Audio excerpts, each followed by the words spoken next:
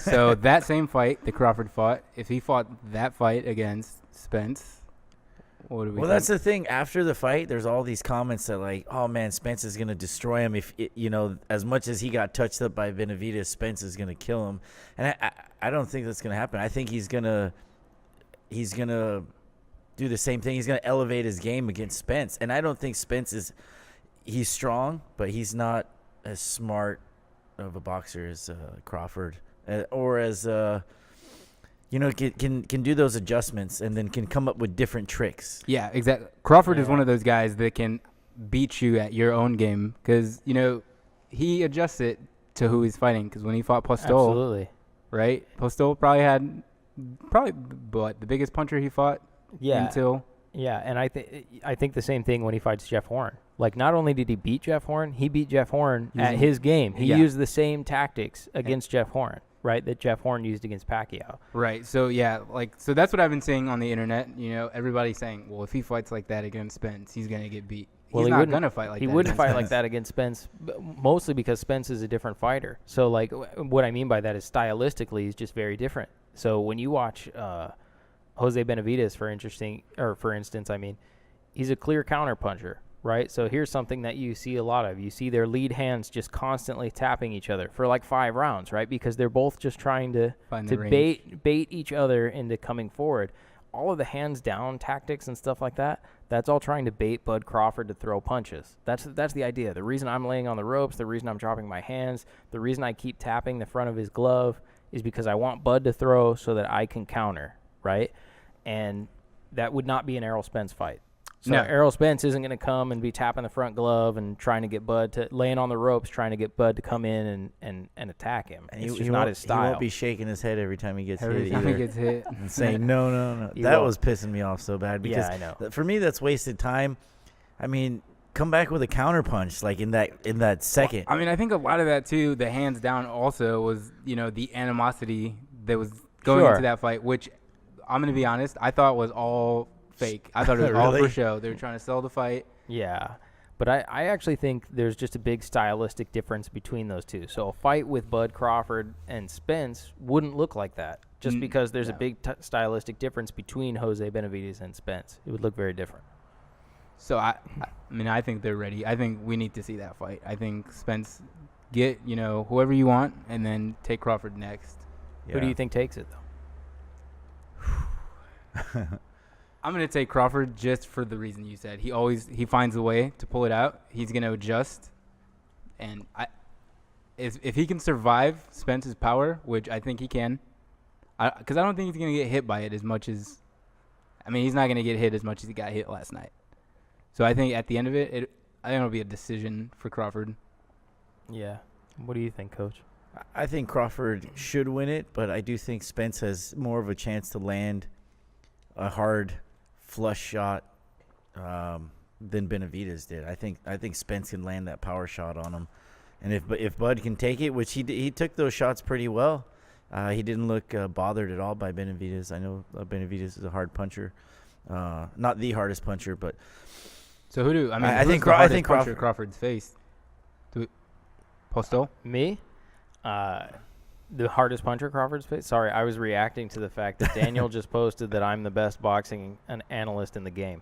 Nice. Ooh, you threw it out there, dude. From boom. That's a big compliment. That's a we'll make you USA boxing official right there. You're going places, buddy. We'll make you a little pin. I have to step out now. I'm done for the evening. No, I'm just kidding.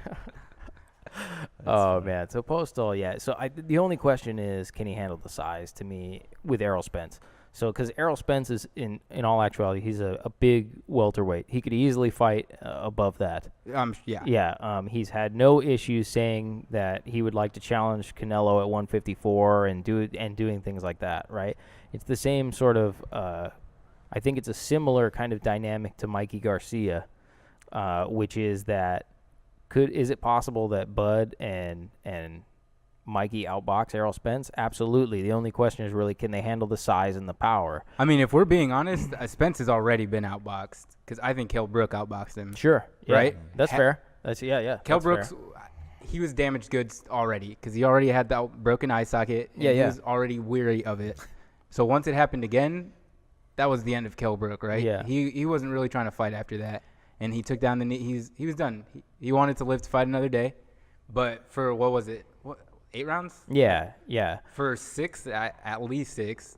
Kell Brook outboxed Errol Spence. That was the funniest, I guess, promotion up to the fight because they were calling each other. They had nicknames for each other. Yeah. I don't know if we can say them, but they had the funniest nicknames. I don't remember them. But to that point, though, I think the difference is because of the size discrepancy with these guys, there's 2 things that would have to happen, right? Bud has to be able to handle the power of Errol Spence, which I think he could.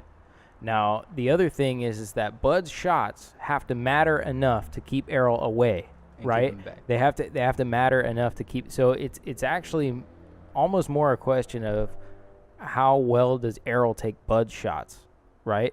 So because if he could take him and he doesn't feel him, then he'll just walk through him to land the power shots to do the important damage.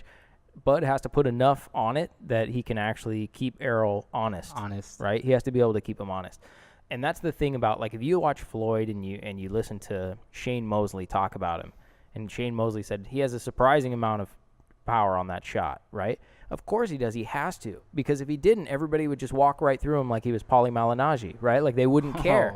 Okay. That's not, I know that sounds harsh, but what I mean is they wouldn't care, right? They wouldn't care that they're taking shots like that because you can take a shot to give a shot in that instance. If you're feeling like, oh, I can land a bigger one, then I'll just take one to get one, right? Fair. So it has to be something that keeps you honest in that respect, and that's really it seems like he hits that if hard. Malignaggi actually could jab and keep people He back. can jab. He has a tremendous jab. If it hurt, Yeah. Well, I said he could have been one of the greatest boxers ever if he had power. If he had any power. He Yeah, boxed. he He had had power. good defense, He was movement, Yeah. fast. he was tough. I mean, against And he Cotto, was that tough. was insane. That was Yeah. I mean, you even look at someone like Adrian Broner has power in his hands. He had trouble just freezing up because Paulie was throwing so many punches in succession that were just clean punches. Like just that's how you staying beat still. Broner. If you make him Just think, throw punches. you've already All you have beat to do him. is throw You just have punches. to make him think. Yeah, it's hard. That's why Manny would take it to him. No, he would. Manny, like, everyone's like, oh, do you think Broner? I don't. I think Manny would take it to him. He just throws too many punches too quickly for Broner to even do anything. He would just stand there with his guard up. The I think whole he time. gets. I think he freezes up He'll shake when his head a lot. somebody. Yeah. When somebody stands up to him, he can't do anything. Broner. He tries to be a bully, but he's not. He's not now. Yeah. Especially He's if been he has stood to- up to. He's been exposed. Come on. If he has to fight off any sort of back foot or think about what he has to do, it's over. So, yeah. I think even Granados could have beat him if he would have made him think just a little bit more. A little bit Well, more. some people thought he won. Some that people fight. thought he did. Yeah, I mean, So it that was a good close fight. fight. That was a great It was a fight good actually. fight. Yeah. But I think Crawford takes it on the decision. as Yeah, far I as agree. that. I think Crawford takes it. So unanimous decision. Yeah, for I think Bud Crawford is, and man, by the way, this is not a popular opinion. I actually said it before he beat Jose Benavides, but I said I thought Bud Crawford was the man at welterweight. So, like, I actually think he's at welterweight that he would beat, for instance, Danny Garcia or those guys. I agree with that. Right? I mean, And people are is like, Thurman still even relevant? Thurman doesn't even count. He's I on don't think. vacation. He'll be back. extended. I don't even, like, I think Thurman's a great fighter, but once you're out for 2 years, it's kind of like you don't go into the ranking system Like until Tyson Fury? Yeah, like until you come back and fight. So, I mean, Tyson to Fury me, being the lineal champ kind of yeah, ceased to exist once he took his. I mean, do you Yeah. disagree? I don't disagree, but only because Anthony Joshua actually beat Vladimir Klitschko in that time, right? And I think that's sort of the key factor. Had Anthony Joshua never beat Vladimir Klitschko, Tyson Fury, in my mind, would still be the lineal champion. Ooh, If even he- coming if he- off. Even coming off the layoff, because he was serving a suspension. So it's not actually, he wasn't just inactive the way that Thurman's inactive. He was tested positive for an anabolic steroid. True. So, and so he was serving a suspension in that period of time, and as soon as he could fight again, he fought again.